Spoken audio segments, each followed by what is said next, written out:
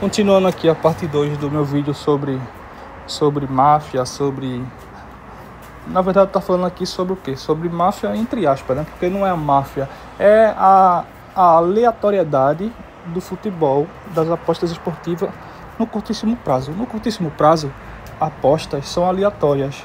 Apostas são... Qualquer coisa pode acontecer em um jogo. Em um jogo só, um super favorito pagando 1,5 pode perder. Um super favorito pagando um Flamengo, um Fluminense, pode perder para um Náutico, para um time de várzea. Pode acontecer. A odd vai estar baixa, baseado no quê? Na amostragem que temos do passado. Mas o presente, ninguém sabe o presente. Essa odd, ela representa uma amostragem de longo prazo, uma quantidade de eventos grande.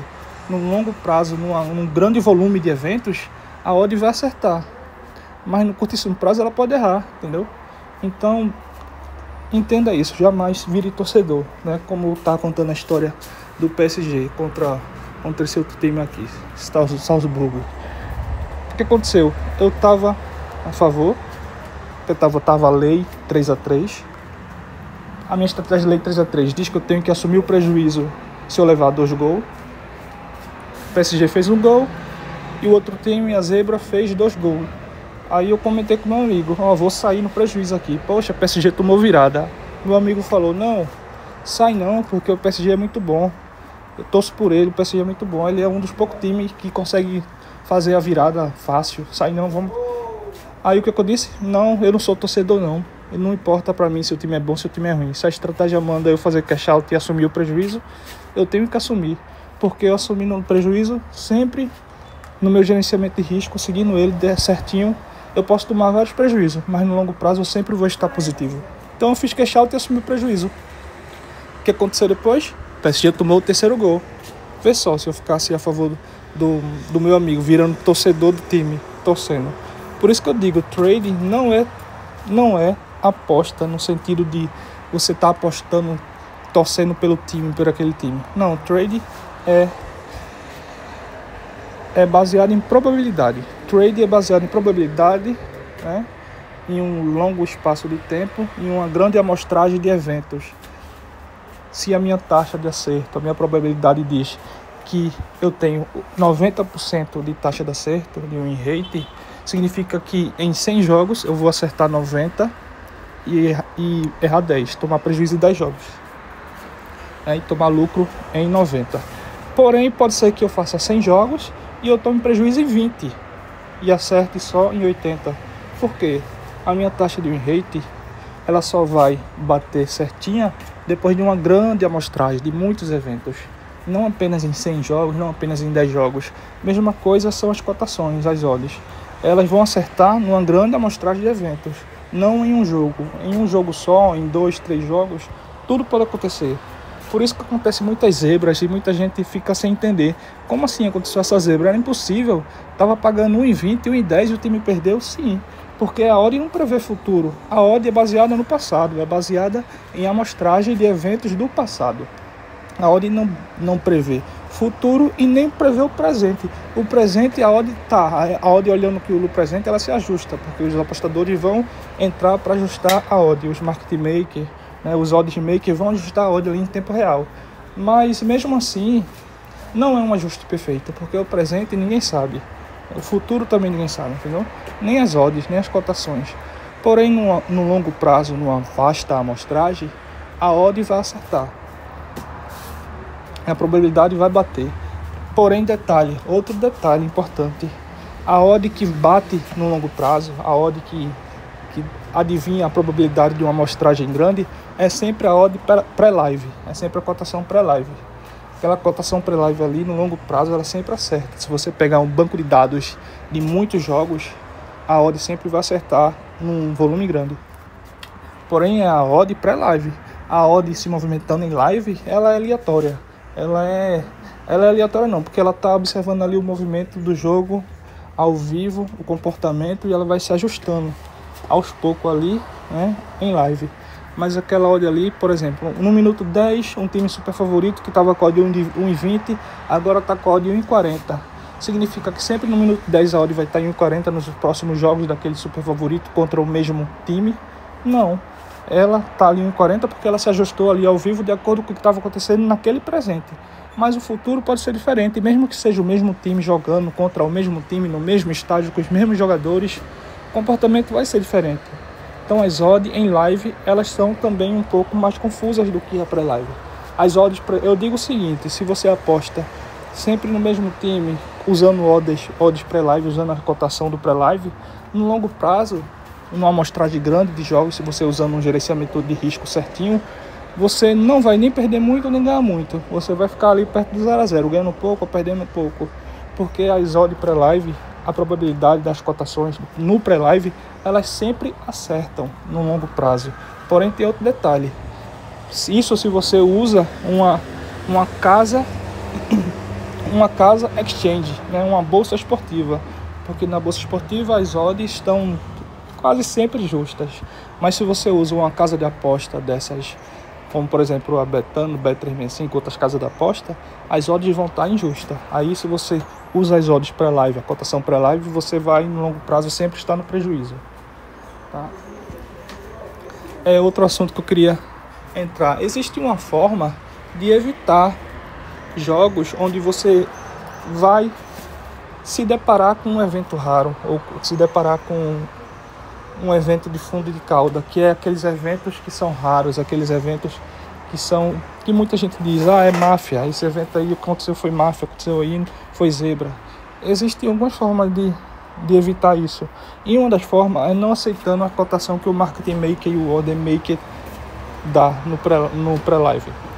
Eu, por exemplo, tenho uma regra que eu só entro em odds, em cotações até 140.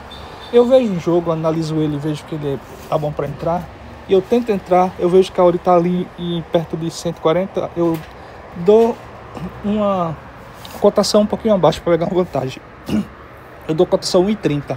Eu vejo que o Order Maker, Market Maker, viu que a minha ordem entrou, que minha ordem entrou no book, e ele movimentou a ordem dele para cima, aumentando a cotação.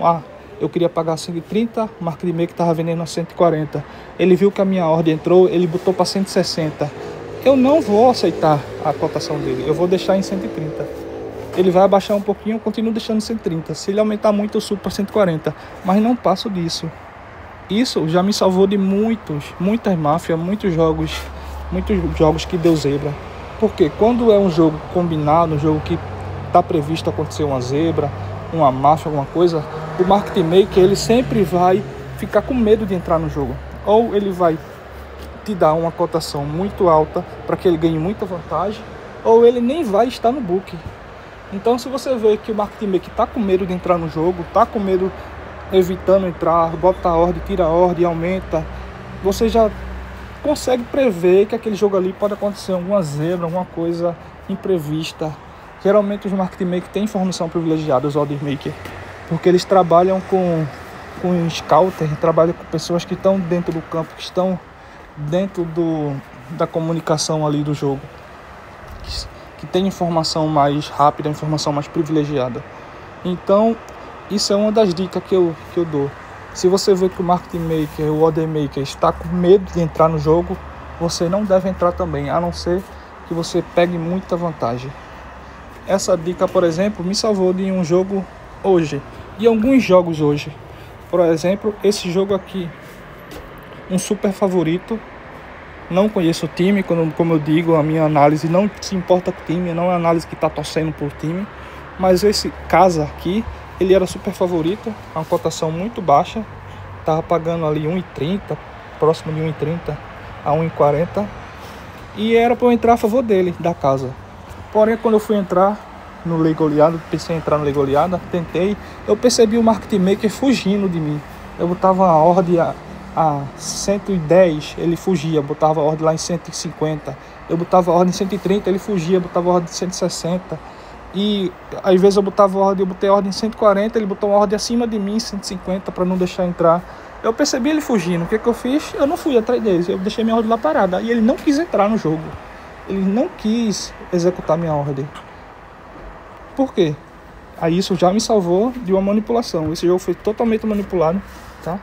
não teve gol nenhum da casa do super favorito até os minutos 90. E a zebra fez 2 gols, aí ficou 0-2 até o final. E no finalzinho, depois do minuto 90, teve 2 gols para empatar. Esse jogo foi totalmente manipulado, um evento de cauda. Daqueles que muita gente diz, é máfia, mas pode ser, pode. Mas também pode ser só um evento aleatório que aconteceu, porque como a gente diz, futebol no curtíssimo prazo, ele é aleatório, pode acontecer qualquer coisa, zebras acontecem. Mas se você observar a movimentação das odds, a movimentação da cotação, principalmente quando você identifica que é uma cotação posta por market maker, normalmente são as cotações do pré-live, você consegue ter uma previsão se vai acontecer alguma manipulação. Eu me salvei desse jogo hoje, por causa disso, por causa do market maker fugindo de mim, e me salvei de outro também, desse aqui que terminou 0-0. Era também um super favorito casa, e o jogo terminou 0-0, não conseguiu fazer nenhum gol, mesmo chutando bem na barra, não conseguiu fazer nenhum gol. O que aconteceu? O market maker estava totalmente fugindo de mim também, nesse jogo aqui, e eu não consegui entrar nesse jogo, porque o market maker não queria entrar, não queria me deixar entrar no mercado, sempre fugindo a cotação de mim. Aí eu desisti desse jogo e não entrei. Até o final do primeiro tempo eu ainda queria entrar a favor do favorito, que eu vi que existia uma perspectiva grande, baseada na análise, de ganhar, ter um gol a meu favor. Mas não consegui entrar de jeito nenhum. Tá, outra dica que eu usei nesse jogo é nunca entrar após o término do primeiro tempo. Eu creio que quase nenhuma estratégia, praticamente nenhuma estratégia que são executadas no segundo tempo tem valor. Estratégia de segundo tempo, que você executa no segundo tempo, não tem valor. Por quê? No segundo tempo, o tempo de jogo influencia muito, o tempo, o cansaço, e tem a questão que os jogadores foram para o vestiário. Lá dentro do vestiário eles podem combinar algo, mudar a estratégia de jogo, mudar a forma. Então nada no segundo tempo tem valor, quase nenhuma estratégia no segundo tempo tem valor. Então se você quer criar uma estratégia e executar ela, sempre crie uma estratégia de primeiro tempo. Se você não conseguir executar ela no primeiro tempo, desista e parte para outro jogo, fecha esse jogo, vai procurar outro. Então esse vídeo até aqui ficou um pouco longo, essas são as minhas dicas, tá? Uma delas para evitar jogos que vai acontecer alguma manipulação. Valeu, deixa o like, se inscreve no canal.